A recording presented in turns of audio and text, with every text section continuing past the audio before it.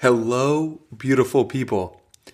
Today's episode features Joe Ferraro, and this has been a long time coming.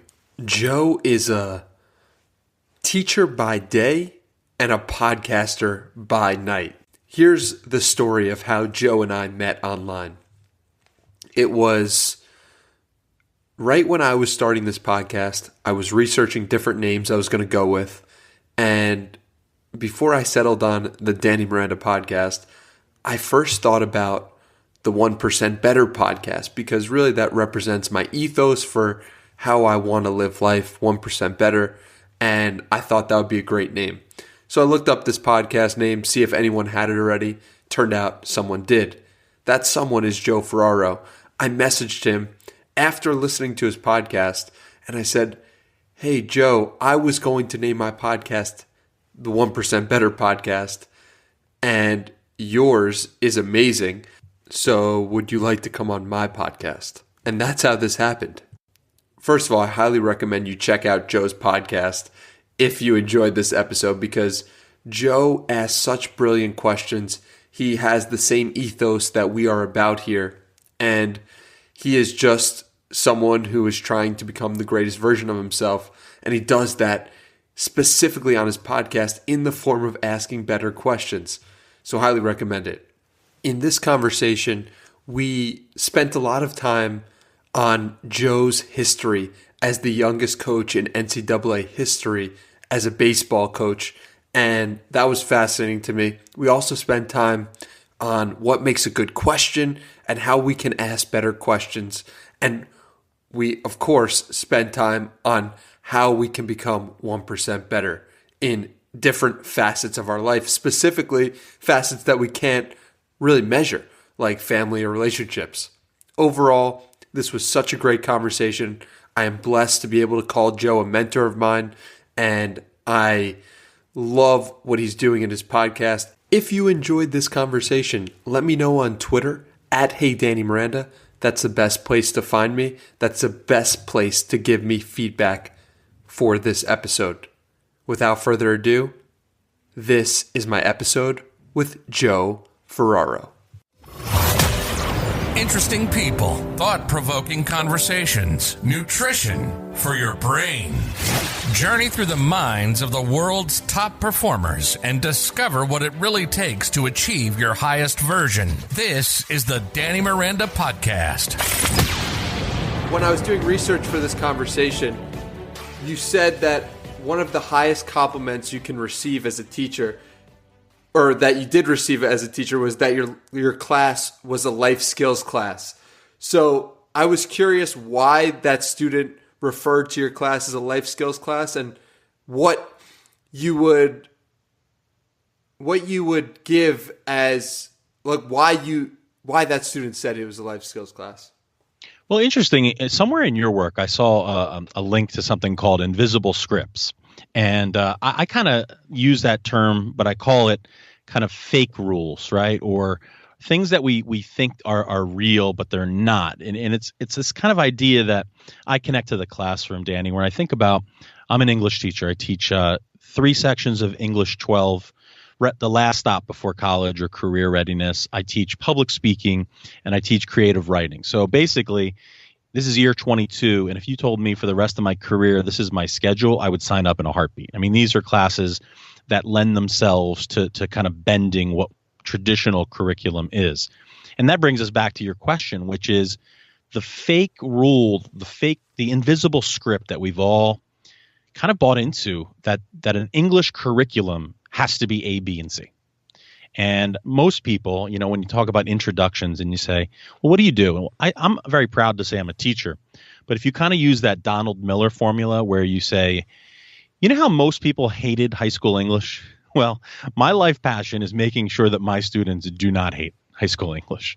And to connect all those dots, it's very, very much a priority of mine to not just talk about symbolism for 8 weeks. We don't play a game in my classroom called let's pretend we read this book for the next 8 weeks. And really what we did was we went to Spark Notes or something like that. So that's a long way of saying, even when I'm teaching a lesson from a piece of literature, I do hope it's multi-layered. I hope that, kids understand that if you have the pen in your hand and you have a notebook nearby, it's no different than what James Clear talks about in terms of having your environment set up for success. I can go on, but I just refuse to think that the best use of our 183 days in the classroom is just the traditional English lesson. I'm so happy you brought up James Clear and you gave me a segue to a place I wasn't going to go until later in the conversation. But since you brought it up, not only are you a teacher, you're a podcaster, and I was fascinated and amazed to see that you had so many high-profile guests like James Clear on your show. You have James Clear, Seth Godin, people I respect and admire. And I'm curious, how did you manage to secure such high-profile guests? How have you managed to secure that? I think it's like Anne Lamott says in the best writing book I've ever read, Bird by Bird. And it's a reference to her son just saying, I have a report on all the birds of North America due on Monday, and it's Thursday. How am I going to do this? And she just says, bird by bird, buddy, bird by bird. And that's a little bit of a tongue-in-cheek answer, but the shortest answer is by warm emails that I take a lot of time and that I've crafted. And you know this, there's a bit of a domino effect, right? I mean, if you have Ed Lattimore on the show, that just buys you credibility. None of us podcasters like to name drop, but we don't mind talking about who we learned from. So all of a sudden, when you're emailing someone else and you can tell them who's been on the show, they get an idea of what you're after. Now, I've been emailing Seth Godin. I'd have to go back and look, but at least as early as 2013, because I was asking him questions about how to help my students. So it does turn out that if you're asking about your students outside of the world of podcasting, you have a very high likelihood of getting a response. And then I've kept the relationship as warm as I can with some of those people. And then a quick funny story that you might get a kick out of is Daniel Pink is a name that carries a lot of weight. I've had him on twice, episode 6 and episode 30. And he does book blurbs a lot these days, and it just immediately boosts sales from what I'm told. Well, the first correspondence I had with Dan was when I asked him about the motivation behind this volleyball tournament that some of my best friends in the phys ed department put on. They do this incredible tournament called the Candy Cane Tournament. And I mean, we could probably do an episode about how powerful this is. But what I found over the years is that the kids cared more about the Candy Cane Tournament than they did my baseball game. Like literally diving into bleachers and like injuries galore, trying to win a tournament that the trophy was literally a candy cane. So it didn't make sense to me. And I wrote to Dan as he was really coming out with his autonomy, mastery, and purpose about motivation. And he said, I have no idea why they care so much, but would you mind if I put it on my blog? Well, I looked at his blog. He was averaging 10 comments, maybe, on his blog posts on the Candy Cane Tournament. And if you go ahead and type in Dan Pink Candy Cane Volleyball on Google, it's the first thing that comes up. 55 blog comments from readers all over the world. Professional poker player Brandon Adams, a couple of people I can't remember that like are major intellectuals, all weighing in on why my students cared more about the Candy Cane Tournament than they did about some of their studies. And then that's a long way of saying, hey, when it was time to launch a podcast, they said, Dan, you might remember me. Here's the time we met. And I linked the article. And it's just been fun like that to try to reach out. And I still get tons of no's, but it's been amazing to kind of connect with these people. That's an incredible story. And that we'll link that to the show notes. You could find those at dannymiranda.com/podcast. And it reminds me of this book, The Power of Moments. I have it right in front of me by Chip and Heath and Dan Heath, and the importance of creating something out of nothing, and and how that moment of the Candy Cane Tournament will be something that students will remember forever. So very cool, and I definitely can't wait to check that out. So you've been able to secure such high-profile guests. You've been able to do so well in podcasting from my onlooking perspective. But it also appears that you do a fair bit of writing as well, obviously as an English teacher. And I'm curious, how has podcasting made you a better writer, if at all? Well, I think they definitely work hand in hand. And I think that, to be honest with you, I much prefer the audio format. I write and I podcast about this idea of the audio brain dump, where using an app, just it could be as simple as voice memo or as complex as, something that you purchase, just getting out your thoughts. And for me, talking, believe it or not, is the way that I kind of get my thoughts out. Now, what I tell my students and what I talk about when I'm doing speaking is that writing process forces us to slow down. There's really no delete button on these podcasts. I know you and I don't edit too heavily. We kind of let the conversation be organic. And at the end of the day, that's not going to allow me to really, really see, hey, what I just said, do I really believe that? So I think, and actually it is a Dan Pink quote that I often think about, where he says, sometimes I write to find out what I think. And you can say that into a microphone. And then when you sit down to put it, that blinking cursor, I've been doing a lot of writing about asking better questions and, trying to have good conversations. And it gets a little daunting because you're like, is there any validity to what I really believe? And until you can see it in a sentence, I don't know if I can stand behind it. So you do some experiments in audio. You go to, this is at least my part of my process, go to the written page, and in this case it's digital, and then see if it has any legs. See, share it with one or two readers, see what they think, and see if it's coherent and clear. That's a bit about how I look at it when I think about the connection between the two. So it's almost like you podcast or you write to figure out your thoughts, not necessarily the other way around. Definitely. And maybe a more clear answer to your listeners would be, having 157 plus episodes and all these guests that I've been able to learn from, there's such a subconscious osmosis approach.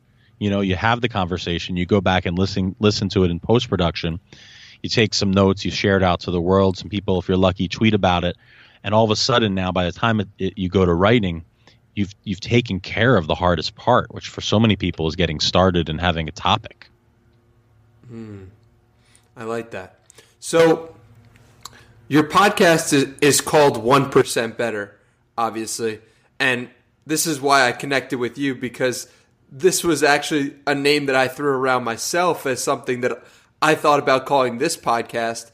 And 1% Better is something that it shows the listener and it shows other people that you are someone who is taking things day by day, trying to get better and better. But I'm curious if you always were this way.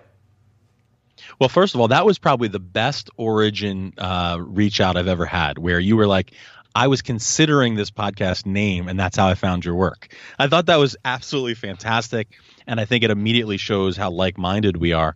I don't think I was always this way, and in fact, in some ways, I feel like the name of the podcast is a reminder to myself. I once upon a time tried that South Beach diet, and my God, did it work. Oh, my goodness. I mean, I couldn't believe it. I was like, I can eat this amount of bacon, and I'm just going to drop weight, and this is not endorsed by the FDA, but it really did work, Danny. But then all of a sudden, the moment you stopped it, you couldn't sustain it. And you had those quick gains, but in the long run, you ended up feeling more frustrated. It never seemed to make sense. People used to say, and I was victim to this, oh, well, I'm just going to get a boost. I just want to lose 20 pounds real quick. And then, and certainly there's other habits, right? Whether it's your running or your fitness or your goals. But a reminder came in play when I started thinking about, hey, if we can just get a little bit better. And I like a double meaning in any title. And I do like the idea that sometimes when you think of choice A and choice B, I feel like life is too short to not find something just a little bit better. Ask just a little bit better question. Have just a little bit better coffee. And I think it was kind of research over time and reading some of James Clear's blog and the work of others that said there's actually science behind this. It isn't just, I like the idea of stacking up small wins. So when you put it all together in a blender, you get this idea that maybe this name is really trying to tell me something. And it's weird because when you have a great conversation with a Seth Godin or someone like yourself, you know that you get better more than 1%. But what we're trying to do is that slow drip, day by day, little by little, just try to have that trajectory upward. And so I'm so on the same page with you about obviously getting 1% better. But I've done this in areas that are trackable and have data. And what I find it harder to do, but I've also seen progress, is trying to get 1% better in areas that are harder to measure, and like family and relationships. And I'm curious how you think about getting 1% better in areas that are harder to measure. Wow, what an amazing observation and kind of framing by you. I and looking into your work, I do think that you are ahead of me when it comes to data tracking. When I look at some of the challenges that you're taking part in, and there's a degree of data that needs to be incorporated in that. But what an amazing thing to think about, right? So just an easy way to look at it is, are my conversations getting better? And that's unequivocally yes. Now, will there be a direct correlation between that and downloads? I don't know. And I've kind of now somewhat notoriously talked about not checking download numbers, because some of the guests I had on say, well, is it helping your work to check the numbers? And I say no. So at the end of the day there, you think about, like, am I getting better at listening? Yes. Am I getting better as a conversation? But how do we measure that? I don't know. I don't have. I guess it's an intangible feeling, right? It's an internal feeling. And the question that I would ping back to you and to anyone as thoughtful as you: do we have to be able to prove it? That's the question I wrestle with sometimes. My waist size, if it goes down, that is measurable. But how about when you don't see the scale dip and when you just feel a little better? You can't put a price on that. You can't put a number on it. So I think that you ask a question that I'll let rattle around in my head for a minute. But I think what I will say is, I have to go back to that question of, do I have to measure everything? And I think the answer is no. It's something I struggle with, Joe, because, as a type A person who is just trying to be better and trying to see, like, oh, I moved more weight on the bar. Look, I actually did get better. It's hard when you don't have that. It's hard when there's nobody there. Yeah, I know I love I know that I have a closer relationship with my mom and my dad today than I did 3 years ago. There's no way for me to say this is why. Are we talking more? Are we communicating better? Yes, but what's I want there to be a way to measure it, and maybe I need to let that go. Well, I think one thing you said that was interesting is you said you can tell it's better, but there's no way for you to say this is why.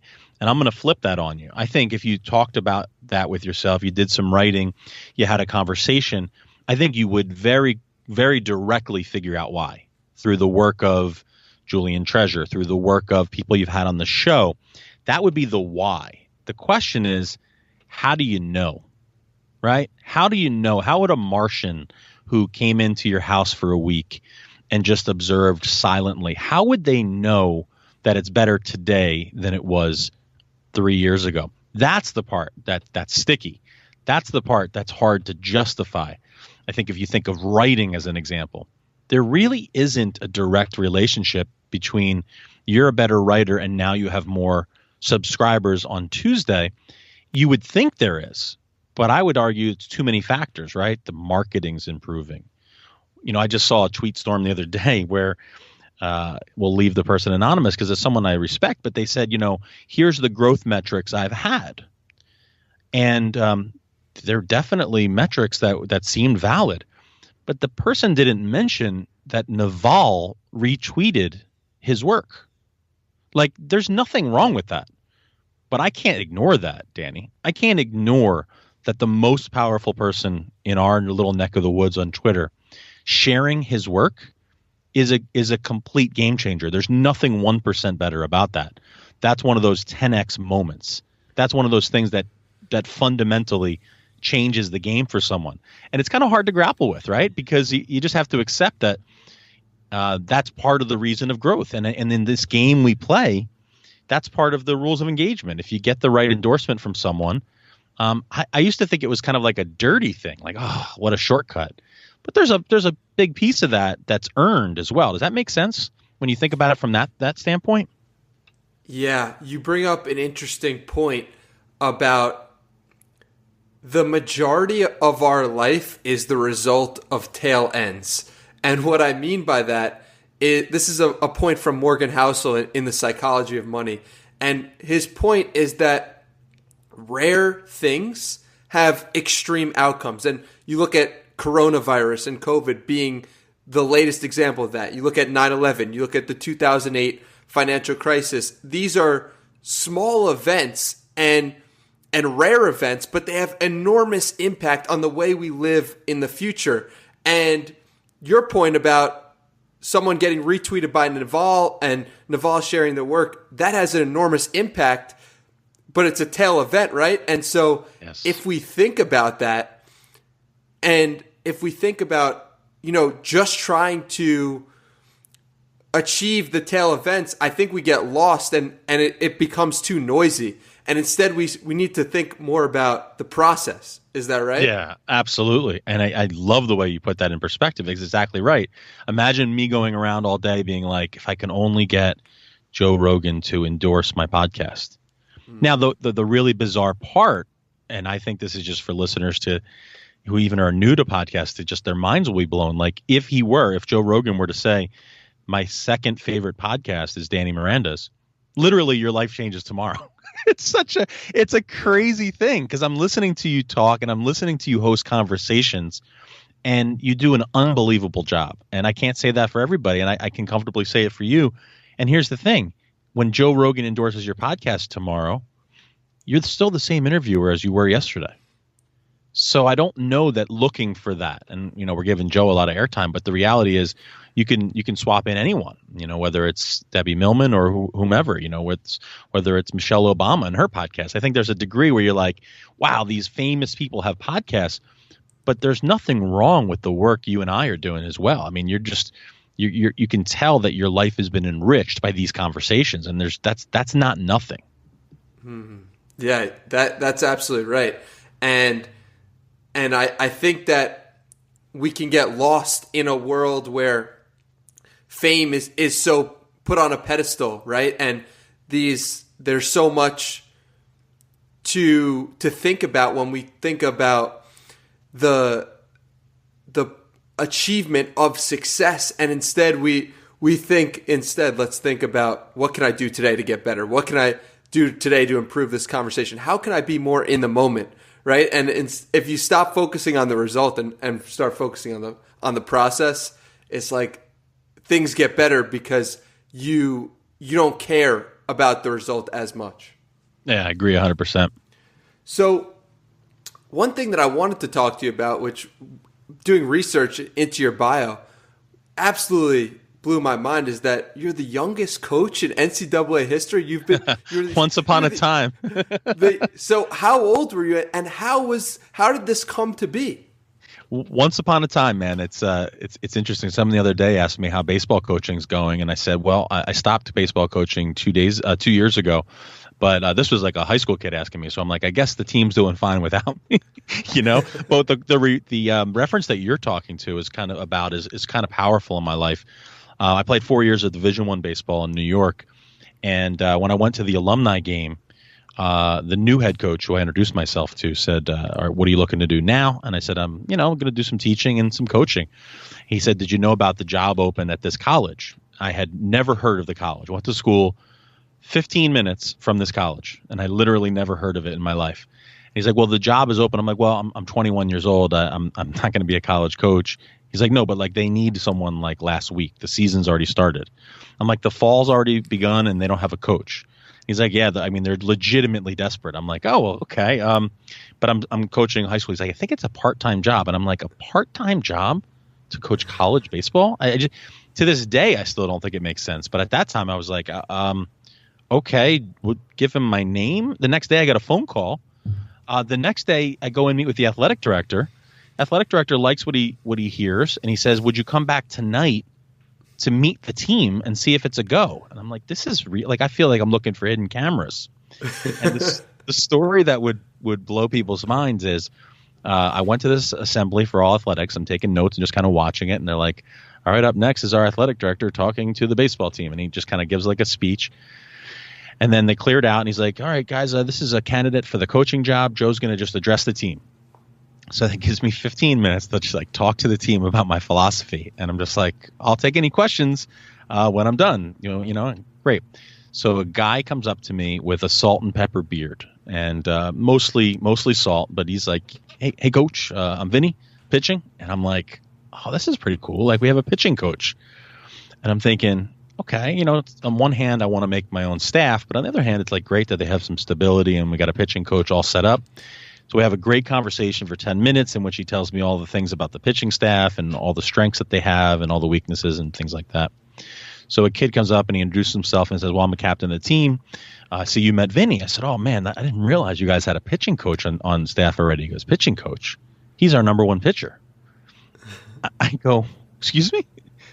He goes, yeah, Vinny's a junior. And I'm like, now I don't know what to do. I don't want to show my face like mouth open. So I'm just playing it cool. Like, I don't know what's happening. So I just go, oh, great. That's fantastic. You know, he's 41 years old and he's had a great life and he's kind of overcome some obstacles and he came back to school and now he's a pitcher. And I'm like, okay, great. So I drive home thinking program needs a little work. We got our ace pitcher as a junior who's 41 years old. He's literally 20 years older than me. And I'm like, how is this going to work just from a power dynamic of this guy who, make a long story short, I got the job. Vinny and I coexisted for 2 years. I actually reconnected with him just last year in another baseball scenario. Make a long story shorter, we had some ups, we had some downs. I learned quite a bit. I coached there for 5 years. And it's still a school that's thriving now in the baseball department. And I look back to those moments where I was literally building the dugouts and I was coaching a 41-year-old and I was getting yelled at by a 41-year-old who thought he knew more than me. And then the 21-year-old comes back who thought he knew everything about baseball. And what an experience it was. And it's still things that I tell stories about to this day. So good on you for unearthing that chestnut. That is incredible. And what... You spent 5 years as the coach of this team, and it sounds like it was out of a movie. Yeah. Did you ever stop and think to yourself, like, is this really happening? Like, I just was a player, now I'm a coach. Like, what happened? Like, how is this possible? Was it ever a situation like that? We actually came within one pitch from going to the NCAA tournament my fourth year. And we lost on a 2-run homer, 2-1. So we got really close to being good. But you got to remember, you're talking about someone who I just got done playing baseball for a coach who screamed and yelled and was just not someone that you really kind of look up to from a leadership standpoint. And I also won a national title as a baseball player with my dad as the assistant coach, who was everything and more for every coach I wanted to be, and a great head coach.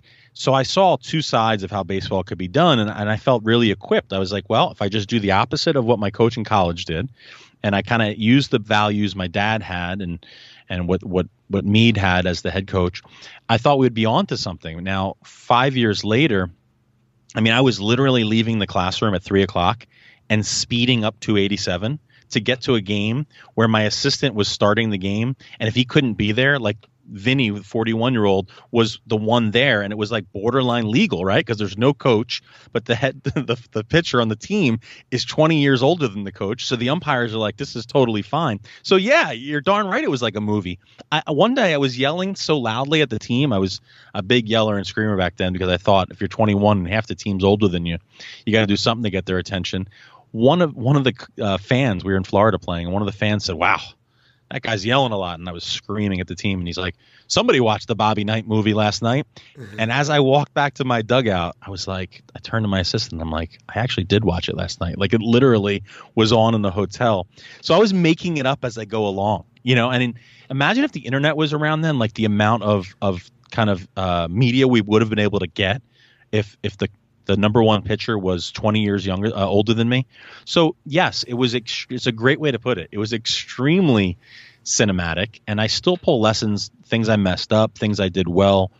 I still think about them today. I really do. I don't have much of the gear from that school because, it's a long time ago, but I have a lot of the memories and a lot of the thoughts from there. You wrote in your blog about a moment you were ejected from a game. Yep. And I'm curious if you could share that story and if that was during the time you were the coach of this team. Yeah, it was. And, I used to get ejected once a year, whether I needed it or not, like a physical. I mean, I was fiery and I was excitable. And, there's a few ejection stories that come to mind, to be honest with you. But one of them is, I had absolutely no rapport with umpires.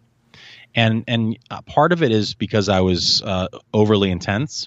Part of it was, I had a little bit probably of the chip on my shoulder, which, depending on who you read, can be a good thing if you can control it. And you're trying to change a culture. I mean, you're talking about a program that was in shambles, almost to the point of getting rid of it in the program. So I thought that I had a lot to prove, and I kind of approached it that way. But what I didn't realize then, which I realize now, and I think there's a lesson for people, there's just no way that you can kind of run your program, business or otherwise, without relationships. And one of those relationships, sometimes they're hidden relationships. One of them in baseball is with the umpire. And you're not looking for calls, you trust the ethics of the umpire. But on anything borderline and dealing with officials, you're not going to get the call, for lack of a better word. And then as you go through life, that umpires other games, and all of a sudden he's saying, well, yeah, we have a hothead coach, and I'm making this story up, but I'm sure it existed because, how I got ejected on any given day is probably not as consequential as the idea that, wow, if you treat people really well, even when they don't deserve it, I think there's really a lot more upside, and I think you get a lot more out of it. So over the years, when I went back to coaching at the high school level, I took the lessons where I would be ejected and I would say, that's not the way we want to do things. And I became someone who was just, even though my teams weren't good, I mean, I had tremendous relationships with officials. And I think that's really more than anything else, Danny, what I took away from kind of that story. And I think that's what people can kind of use in their daily life, right? That power of relationships, even if they're hidden.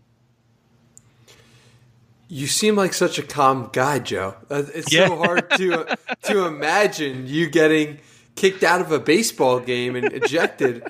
And so I'm curious, when did this transition happen where was there a moment where you said to yourself, oh, wow, I should really be acting a different way? Or was it more of a gradual process? I do. I'll give you one more that may be a moment. I remember driving to Queens to play a baseball game in the summer. I was coaching in a prestigious summer league team, and we had a doubleheader. And if you got ejected from one game, you had to sit out the next game. And I got ejected in game one. Some baseballs went flying out of a bucket, not like violent, but, they spilled. And I had to drive home from Queens to White Plains, where I was living at the time. And I think, this may be a bit of revisionist history, but that had to be a moment, right? I'm driving. I'm like, what am I doing? I mean, I'd like to start a family someday. I'd like to maybe, really focus on my teaching. I'm moving to the high school next year. I taught 8th grade for 5 years, and I'm moving to the high school.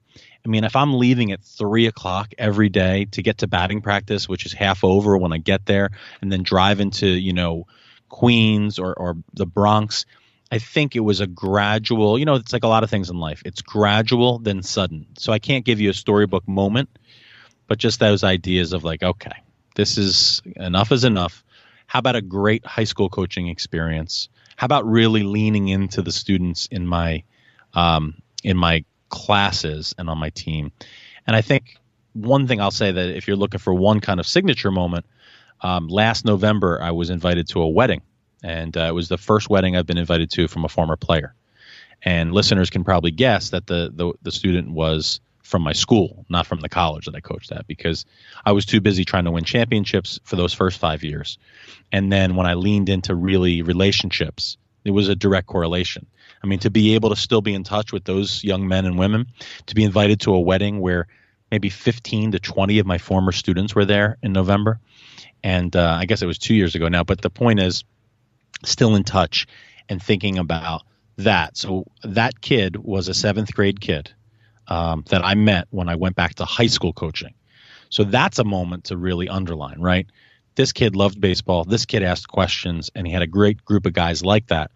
And to this day, I'm still in touch with so many of the kids, kind of the phase 2 of my coaching and teaching life. That's beautiful, man. And it makes me wonder about the lessons that you learned from coaching that you now take to parenting. And I'm curious if there's any that stand out as a father that you took from your time coaching. Oh, for sure. And I think there's a lot of blend from coaching and teaching. I mean, the other day we were really studying listening skills, and there's some nice crossover from the podcast into my classroom, and then it comes home with me in the best ways, I hope. I had a guy named Julian Treasure. I mentioned him earlier on the show, and took his course this summer on listening, and his TED Talks have been viewed like 90 million times, like a silly amount, and just really this calm guy. He and Kate Murphy and others that have studied their listening, they talk about the difference between a shifted response and a supportive response. And it can be as simple as saying, our dog got out last night and we couldn't find him. And then Barbara is listening to you and says, "Oh yeah, I remember when our dog came out. We couldn't find him for 3 hours." And Barbara thinks she's being a good listener, but according to Murphy and Julian Treasure, that's a shifted response. It went back to Barbara. Barbara doesn't mean badly, but it's bad listening.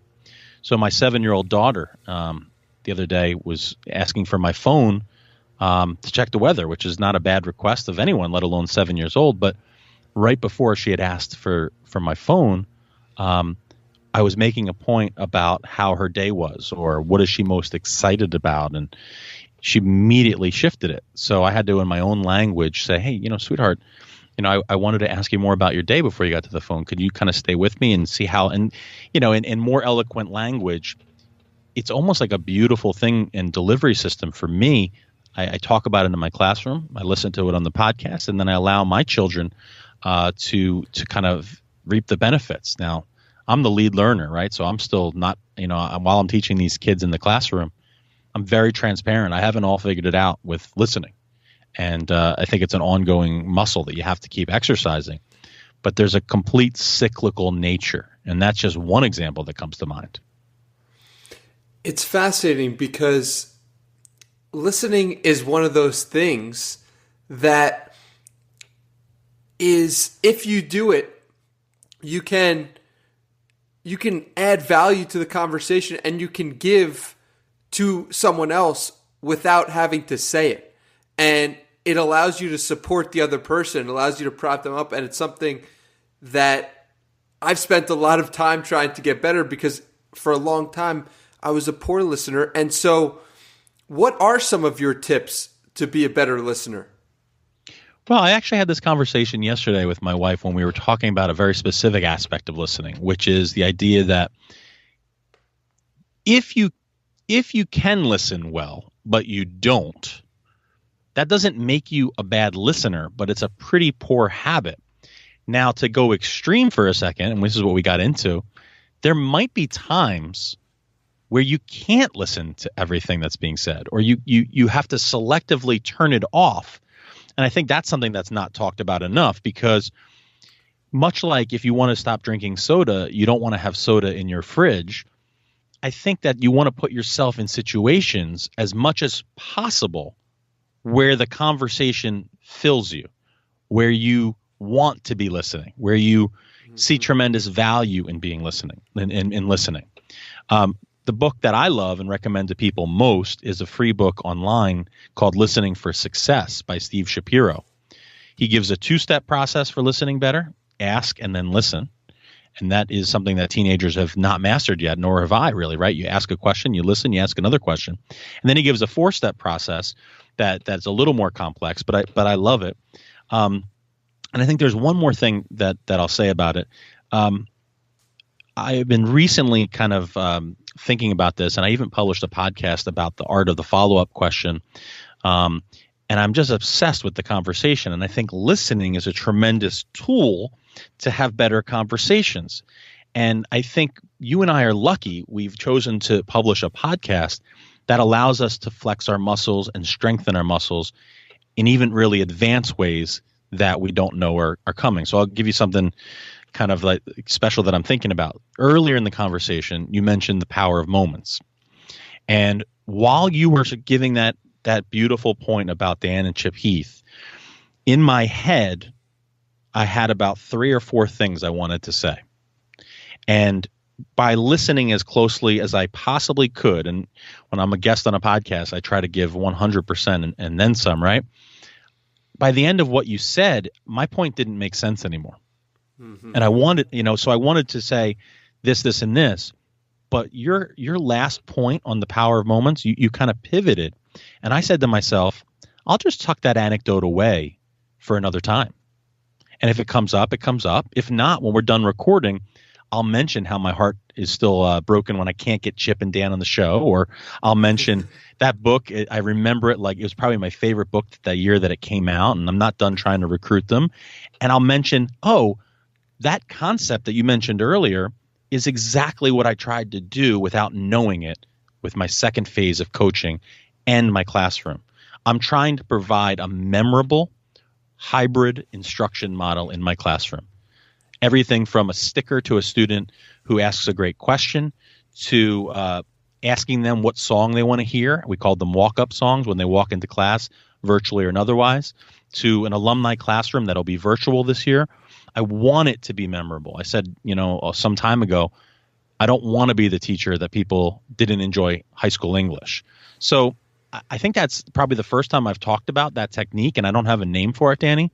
But I think you can listen so well if you're really locked in with a great conversationalist like you, that now I've tucked into my subconscious the power of moments, and I just have to have the discipline not to blurt it out when it no longer makes sense. You raised such an interesting point, which I've experienced recording 40 of these podcasts, is that when someone says something, you immediately, your mind can go into 4 different directions. And we don't often think and stop when I'm having a normal conversation that isn't recorded, and I think, where can I take this next? Where? But if you're in this position as the host, you then need to think, okay, how am I going to relate this to what someone just said? And we're constantly doing these equations in our head. Yes. It is an equation of some sort. I liken it to a decision tree.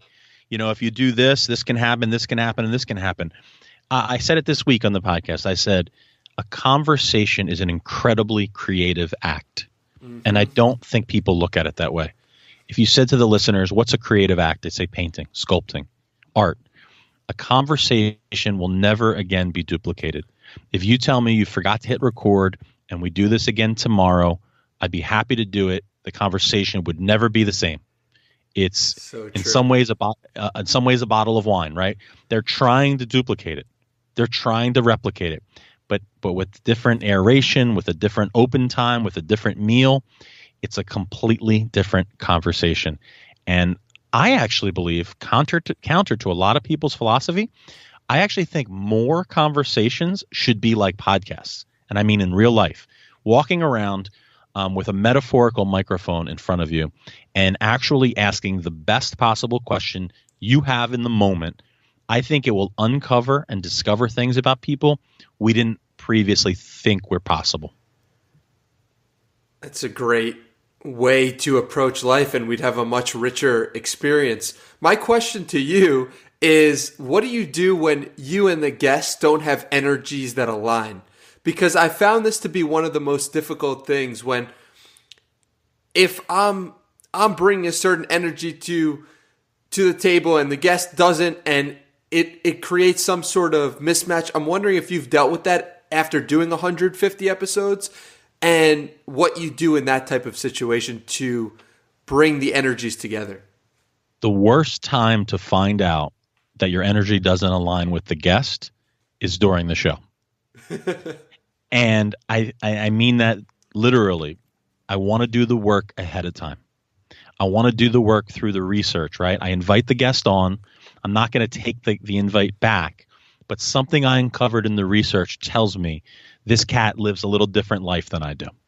So that's a good thing most of the time. But when it's on the energy level, now I have some decisions to make. So I had that recently with the guest. And what I did, to be true to what I just told you a moment ago, you don't want to find that out on air. I knew this person was going to go long with questions. And right now, I feel like I'm going a little long, but you got me excited. And you probably knew that I was going to go long, so you didn't have to prepare a million questions. Hopefully it's not too long for listeners. I'm open to feedback. But the point is, I knew this guy was going to go long. So I said things in the open that kind of anchored it, if you will. I said things like, hey, one thing that's different about me as a podcast host is that I love follow-up questions. I'm obsessed with them, actually. So I said, so if at any point you feel like you have to fill the air, just know I will never run out of questions. There's nothing in this next hour that will make me run out of questions. And I think things like that, they set the tone before that happens. And I have one further point on that, which is this. Let's say that doesn't work. Or let's say you didn't get a chance to do that. And now we're 13 minutes into a conversation and the energy doesn't align. That's when you go to the wild card, which is a question you've prepared ahead of time that's a little weird. Or a question you just thought of in the moment that's going to completely change the pace of this conversation. It could be a very short question, or it could be a very long question. You could tell a story that you didn't prepare to tell just to change, just to catch lightning in a bottle. Because at that point, it's almost like a prize fight where it's not going your way. So you have to lose your defense a little bit, and you got to throw a haymaker. And that haymaker opens you up to the chance of getting knocked out. But it also might change the entire fight. And that's actually how I look at the way you asked that question. It's almost like in basketball, you have to call a timeout if the other team's running up the score, going on a 10-0 run or something like that. You have to be able to just stop for a second and be like, okay, we need to regroup here. So absolutely. And quite literally, that. I thought about calling a timeout on air. I thought about saying, hey, I know this is highly unusual, Mary, but my dog is barking. I don't have a dog. My dog is barking.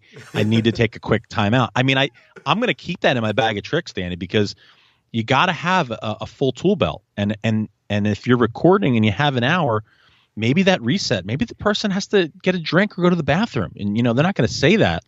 But if you give them the opening, maybe it changes. Super interesting. And I just love how you think so.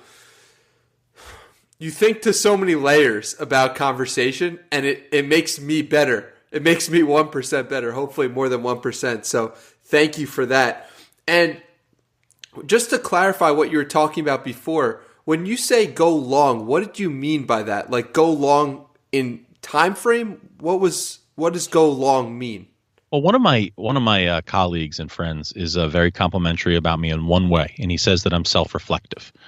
And what I think he means is not that I think about myself, but I think about my strengths and my weaknesses.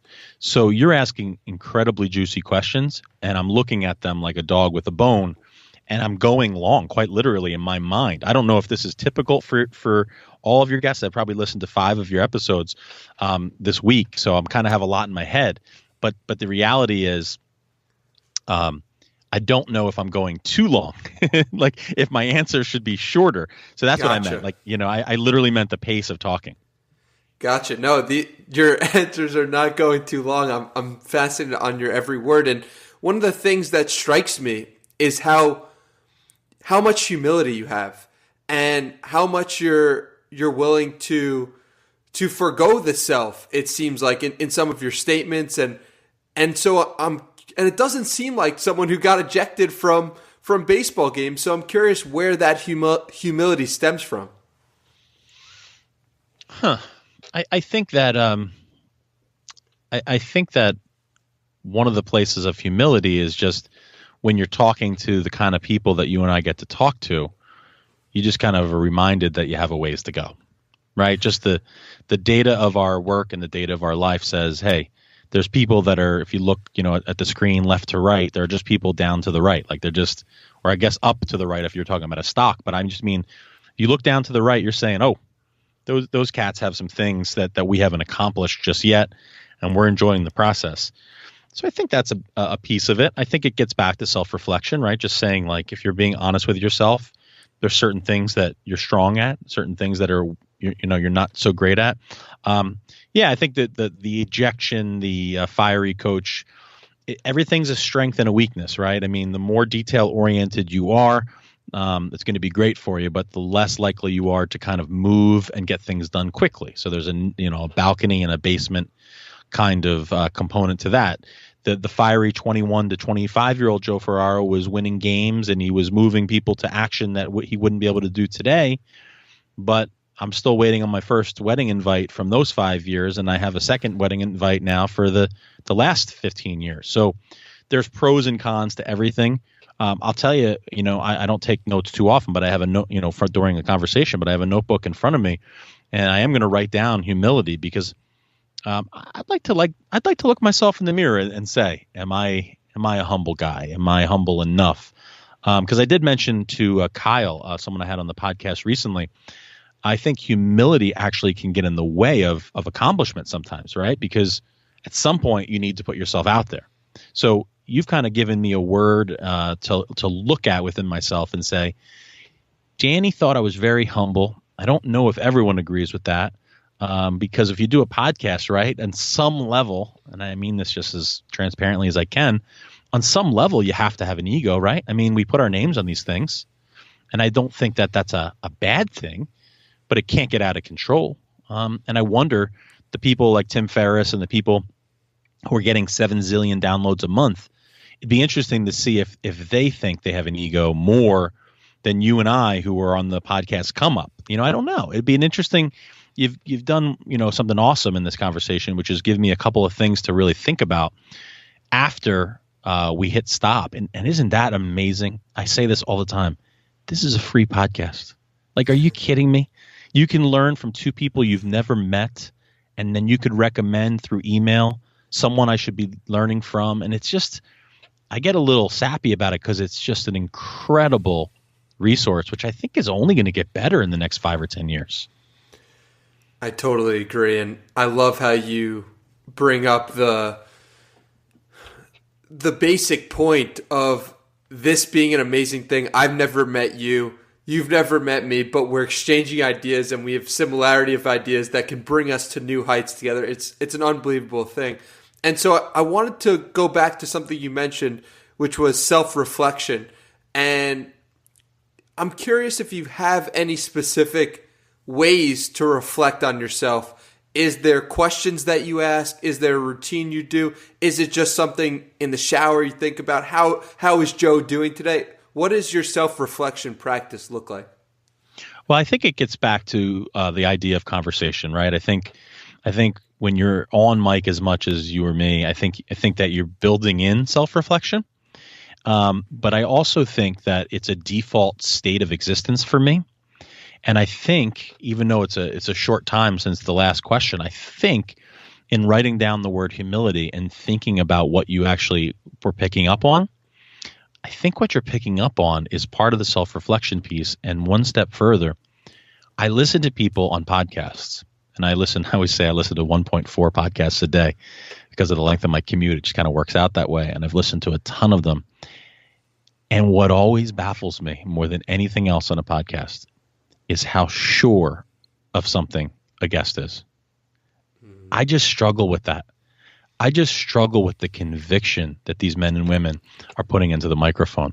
And I feel like that's a leak in my marketing game because I don't go out there and say I have this all figured out. But I think it's a strength as I go through life. And I'll still reflect after this conversation. But I think that's what you're really picking up on. It's not that I'm the most humble guy. I don't think I'm good at public speaking. I want you to hire me to speak at your next event. Like, I believe it in my soul that I can add something to your event. But I'm just not positive that my idea is the best idea. And as I live my life, I get to ask people questions. I've asked people the question about confidence and what it means and how important it is. I've asked that to maybe 10 to 15 guests because I'm not sure if confidence is as important as people make it out to be. So when you say humility, that's what I think you're picking up on, is struggling with the idea of how sure people are that they're right. And I'm just not there yet. I think that one of the things we don't say enough in our world is I don't know. And it's very rare to come across someone who will say I don't know on a podcast or in a conversation, because it frankly makes us seem like what we're saying, we don't have assuredness to what we're saying.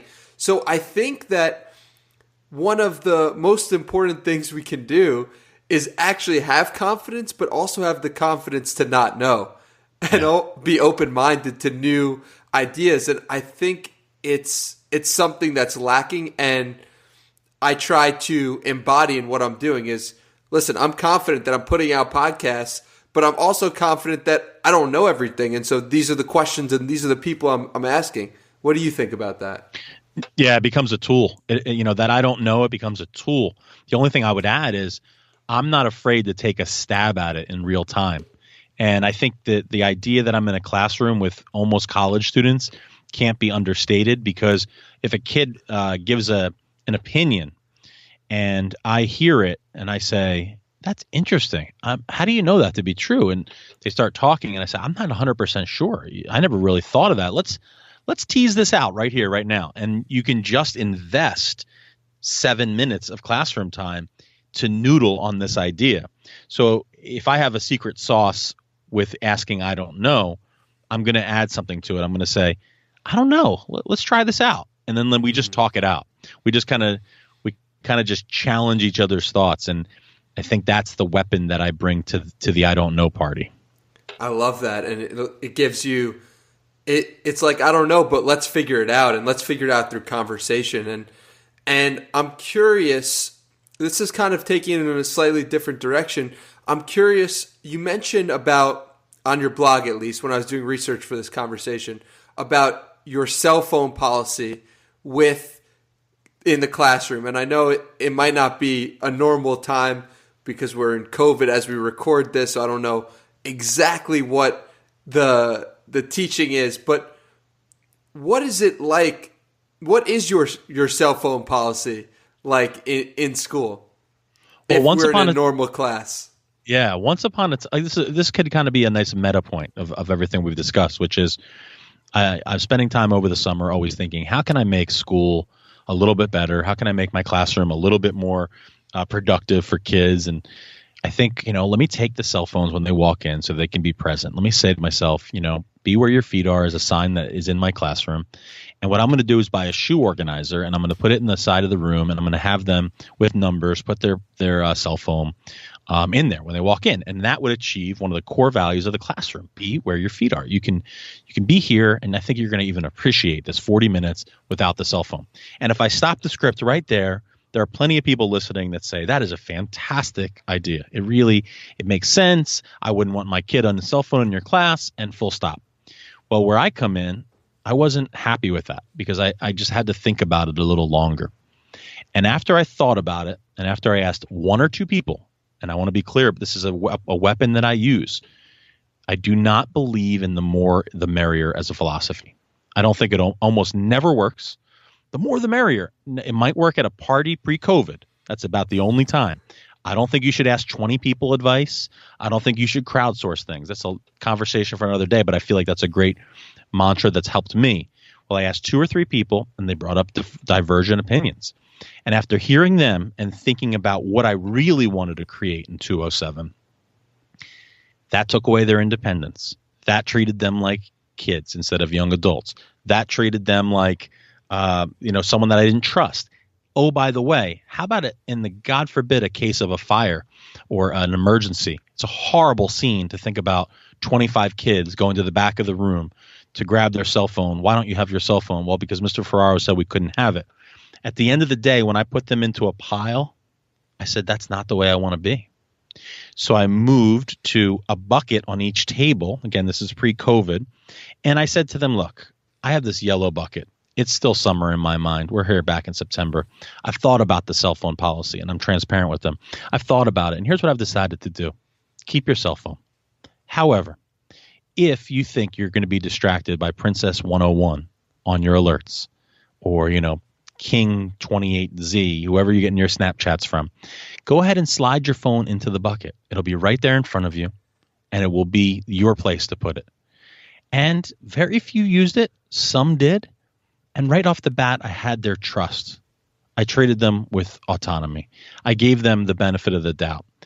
I think most teachers and most of us, we wouldn't spend that kind of time thinking about that policy. There's too many other things to do. But I love thinking, and I love trying to make good decisions. And to this day, because of COVID, I don't have the bucket system anymore, but I don't require it. And basically, if I see a kid texting during my lesson, first thing I think about is this lesson interesting? If the lesson's interesting and I can be honest with you as best I can, I just make a quick joke and just say, hey, I know it's probably more exciting that text than my lesson, but I need you here. And we're right back. And because of the rapport that I've built, because of the investments that I've poured into these kids, I have to say I got a lot of problems, a lot of weaknesses, but I don't have a cell phone issue in my classroom. And I'm really proud of that, because the attention is arguably the most important thing we have in life. The thoughtfulness, it would have been so appreciated as a student myself. And I can't help but think that whenever I have my phone with me or in my pocket or in front of me, I genuinely feel dumber, and I don't know if you've experienced this at all, but I've actually noticed that the further away my phone is from me, the more intelligent things I write, the more intelligent things I say. And have you found this to be the case as well? No, I haven't. I'm not there yet. I'm addicted. I love Twitter. I love the connectivity. I consider myself a great texter. I check my email an absurd amount of times a day. I would love to lie to the listeners and be like, this guy is just he's got monk-like discipline. No. My cell phone is upside down, but close to me, even while we record. I am not there. I love that you are. And I think you have a little bit more of a Zen quality to your work. For me, I'm moving and I'm ideating, and I'm oscillating between X and Y, and no, I got to go the other way on this one with you. I'm sorry. No, I totally understand. And I'm curious how, when you try to get some reading done or you try to plan out a lesson, things that require more focused attention, what do you do with your phone? Are you good enough to just keep it off? Or, what is your mindset like in that regard when you have to focus on something for a specific amount of time?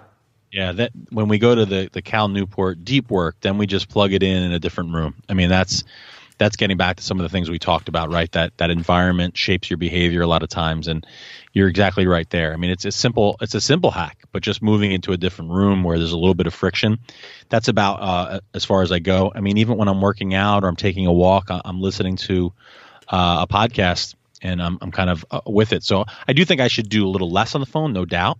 But the only hack that I've discovered is, a different room for a little bit more friction.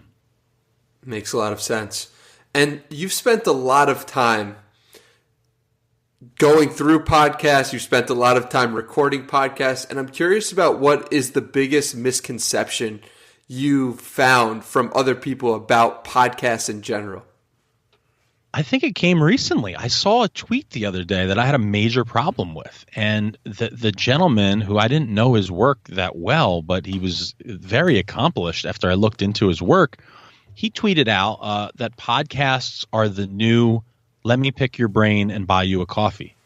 And I just couldn't disagree with it more. And I usually don't get into Twitter battles in any way, but I actually quote retweeted it, and I was like borderline snarky, but I was being serious when I said, well, I totally agree with you if what you mean is the person asking you to coffee lives with your work for 3 weeks, reads your book, or at least your most recent one, prepares questions at the expense of his family and friends, listens attentively as if the world was on the line, shares your work disproportionately as much as you'll share his. It was an absolutely horrible take, Danny. I was like, I'm going to defend a podcast and the work that goes. Now, I mean, maybe he's thinking of the bottom of the barrel podcast, the guy or girl that just rolls out the mics and just like makes it work. But even there, a thoughtful host can change someone's life with a conversation. So when I cool down and think about this, I may have to, direct message this person and just say, hey, I don't know if you took what I said badly or if you think I took yours, but can we talk about this a little bit? Because maybe we should do this in front of the mic, because I just couldn't disagree further from his thesis there. So I think when you ask me about misconceptions, that's about the big one. I actually brought up that tweet, your tweet, to my parents last night, and we had this whole conversation about this. Oh, yes. And it was so true, and I couldn't agree with you more. And I think that I would love to hear that conversation. I would love to hear you guys talk about that, because I think that we have the tendency to, what I'm trying to say is that podcasting is something that takes so much time, so much effort, so much thoughtfulness, and it's easy to think of it as just turning on the mic and let's go. But there's so much that goes into it that you talked about that I couldn't agree more, man. You know what it is? I think if you really want to strip it down, I think it's the name. I don't think it ever made sense to people. I mean, essentially what you and I are doing is a radio show on demand. Yep. Right? It's a show. I mean, I'm even coaching one of my former student athletes is launching a podcast, and or he thinks he is, but he did it on YouTube, and it's better from a production standpoint than what I'm doing. The area of growth for him is to improve the conversation, which I think is another conversation for another day for you and me, which is like most people are trying to do graphics and sound effects and intros and production quality, and they're leaving tremendous value on the table in terms of upgrading the actual conversation. That's one of my kind of, projects in 2021 is to do a course, to do some coaching, which I've already kind of underwent. I'm excited about to kind of help with conversations. But I think that's the other piece of the puzzle, right? Is he even doing a podcast, my former student? No, he's doing a show. I mean, this is whatever he wants to call it. It's a damn show. I mean, he's editing, he's doing fitness stuff and reverse angles and music. I mean, when he calls that a podcast, you and I are doing a podcast, which I have reverence for. But now I say welcome to 1% Better, because it's a show. Welcome to 1% Better. It is a podcast, but I think sometimes when we name things, it doesn't hit people. You bring up such an important point about the words we use to describe things, and this probably goes back to what we were talking about before, which is tail ends. And podcasting, I have to look and go deeper on the research on how podcasting became the name for what we're doing. But what word or words would you use to describe it better? What would you rename podcasting? It's tricky now because the cat's out of the bag, so to speak, right? With people that it's like almost a punchline on Saturday Night Live. Everybody's got a podcast, yada, yada, yada. I think the more people that do podcasts, in some ways it hurts us, but in other ways it helps, because, if there's 3 million coffees, it is hard to choose, but the better ones are still separated from the pack tremendously. The other complicating factor, as I brought up a couple of times, though, is marketing. Marketing's incredibly real, and it's certainly not my strength. So I don't think that there's a direct meritocracy. The Danny Miranda podcast isn't necessarily the number one podcast, and it has nothing to do with quality. Like it has more to do with marketing than quality, which you just hate to see, but it kind of harkens back to other things. To answer your question directly, I think if you were saying to a girlfriend or a mom or dad, you say, oh, I have a show Friday. Musicians have shows, right? You have a show that happens to have a great guest. And that I think that gets it much more close to respect than if you say I'm doing a podcast. There's something about the name that has taken away what it really is. I have a guy I eat lunch with every day. We go outside and we have a socially distant lunch, and he goes, oh, I have a gig or I have a show on Friday night outdoors. And all of a sudden, there's not one single person in the circle that goes, oh, what do you mean you have a show? Oh, yeah, everybody has a show. Everybody has a gig. No, they're like, this is a real life musician because he said I have a show. So that's what I'm going to start saying. Wow. That's really interesting, right? Even if there are a million musicians, having a show is more esteemed. It's very interesting.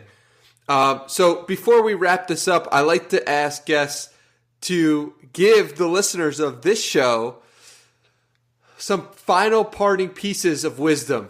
And I know you've got a lot of wisdom. You spent a lot of time coaching. You've parented. You've done all these things, and I know you've got some wisdom to give the listeners of this show. So drop some wisdom for us, Joe. Well, first of all, thank you so much. I mean, this has been an absolute treat. I think you and I are kind of people that can turn a bad conversation good if the person isn't as engaged as we are. But when you have someone that's fully engaged like you, it's very animated, and it'll take a while for me to cool down afterwards when I leave the podcast studio. So I want to acknowledge that. The wisdom for me right now is completely around conversation. I know it might be a thread we pulled on earlier, but as I mentioned, just recently I had someone that I had on the show, and he or she, I'll keep it anonymous, said, hey, how do you think that went? And it was the first person that asked me, how do you think it went from a guest standpoint? And I had said, I thought it was great for these reasons, but since no one ever asked me that, I'm going to give you the respect of honesty.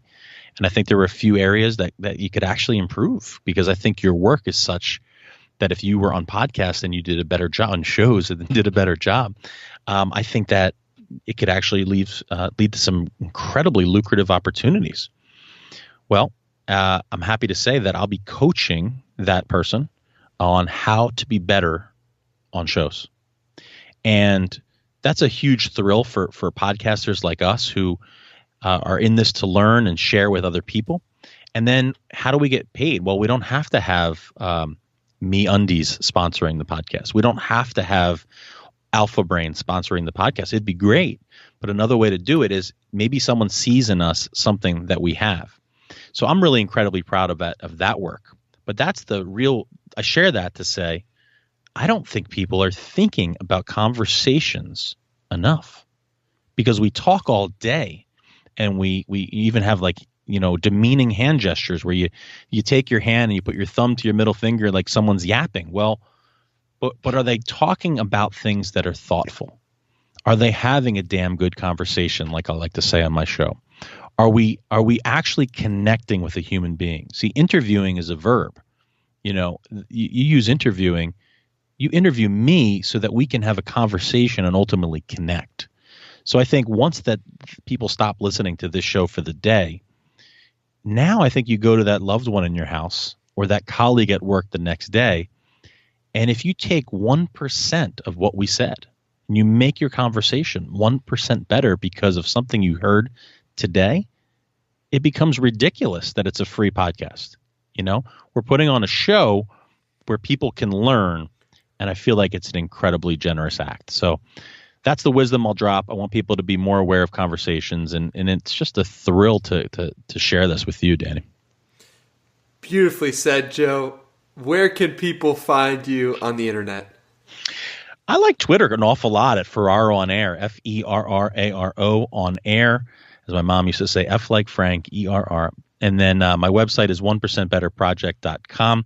You might find out that I don't have a lot of marketing chops, but I care an awful lot about what I do and talking to people like you. And you guys should definitely check all those out. The links to those will be in the show notes at dannymiranda.com/podcast. Thank you so much, Joe, for joining us today. It's such a pleasure. This time absolutely flew by, and appreciate you, man. Oh, thank you, man. Thank you so much.